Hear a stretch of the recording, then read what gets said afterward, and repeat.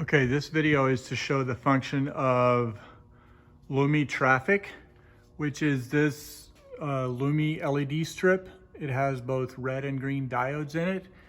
It has a 4-wire that comes out of the LED strip that I have wired back into my control housing for the Evo 2060. So this motor is an Evo 2060 and it's set up to basically replicate what you have on a multi-tenant parking garage.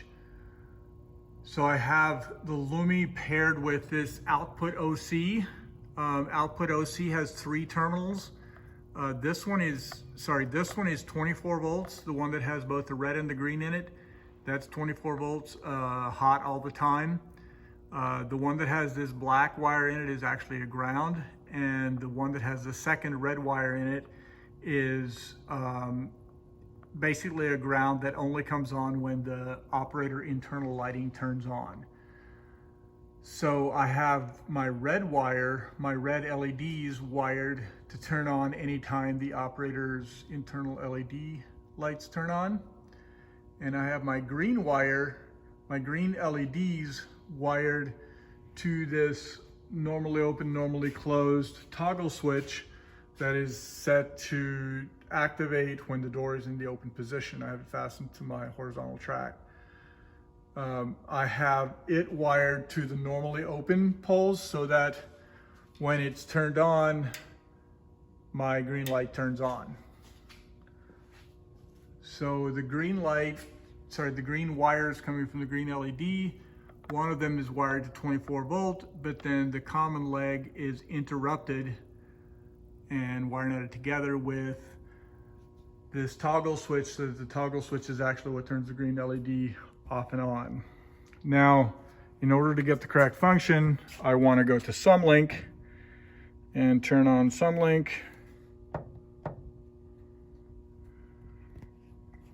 And I'm actually going to go back out of this just so you know where I'm going. I'm going into settings, and what I want to change is my lighting settings. Now, for my purposes, I basically want the red light to turn on as soon as possible, turn off as soon as possible after opening, after closing, although after closing you could have it stay on for a little while longer if you wanted to. I'm also turning motion sensor, Wicket switch, all of that stuff off completely for this application. And then I have to hit save to make sure it saves.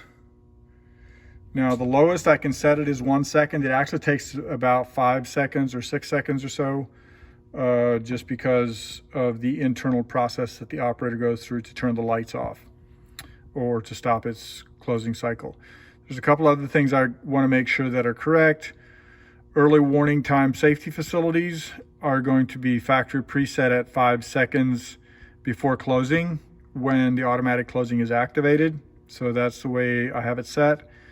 So in this case, both the red and the green light will be on for 5 seconds before the door closes. That's while the early warning time is active. I could change that up to 65 seconds though. And then the other thing I want to make sure that I have set correctly is the automatic closing function. For most multi-tenant parking, you want to make sure that the door is set to fully automatic. If I click on fully automatic, I have the option of fully automatic or semi-automatic. Semi-automatic is factory default, but most multi-tenant parking works better with fully automatic active. And I have the stay open time in end position at 30 seconds. That's factory default. I'm going to leave it there for the purpose of this demonstration. And the shortened stay open time is also factory preset at 5 seconds after the safety beam is broken. So I'm going to leave that set as is. I'm going to grab my remote and we're going to do a live demonstration. So you can see door is at rest. I hit the button on my remote. As soon as I hit it, the red light comes on.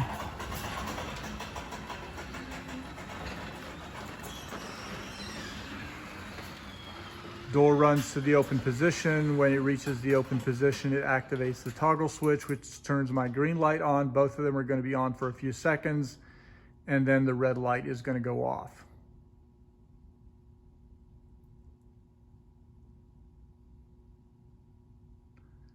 So now only the green is on for the remainder of the countdown.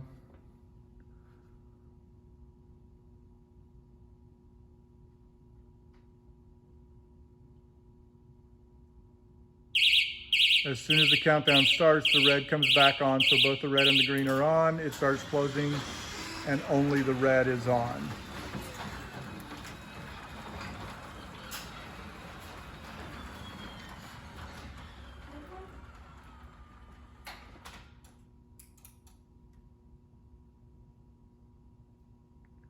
And a few seconds after closing, the red will also turn off.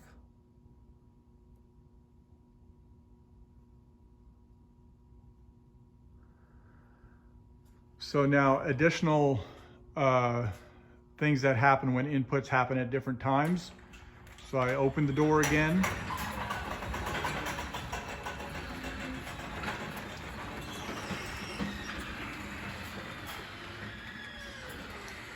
As soon as the door opens, both the red and the green are going to be on. I'm going to send it an input to tell it to open again. And all it does is extends the length of the time that the red and green both stay on for a couple seconds, but the red is still going to go off.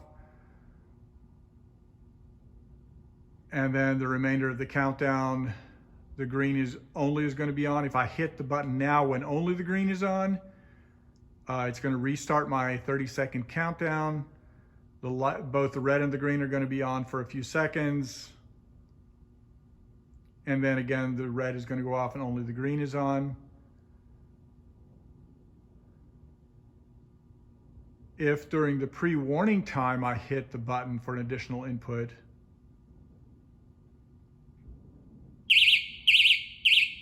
so I hit the button to tell it to stay open because I'm wanting to come in, it's going to turn the audible alarm off. And the internal light is going to turn off, but the red light is still going to stay on. Again, until the pre-warning alarm time starts.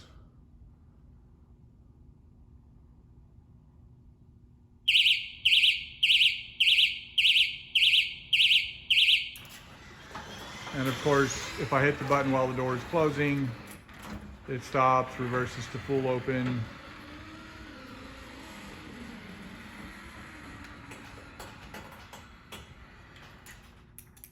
And the countdown starts again. So from the perspective of a tenant, your codes are, if the light is green, enter. If both red and green are on, press the button and proceed with caution. If only the red is on, press the button and wait for both red and green to come on before entering.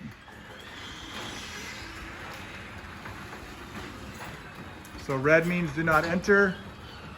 Red and green mean hit the button and then enter with caution, and green means enter.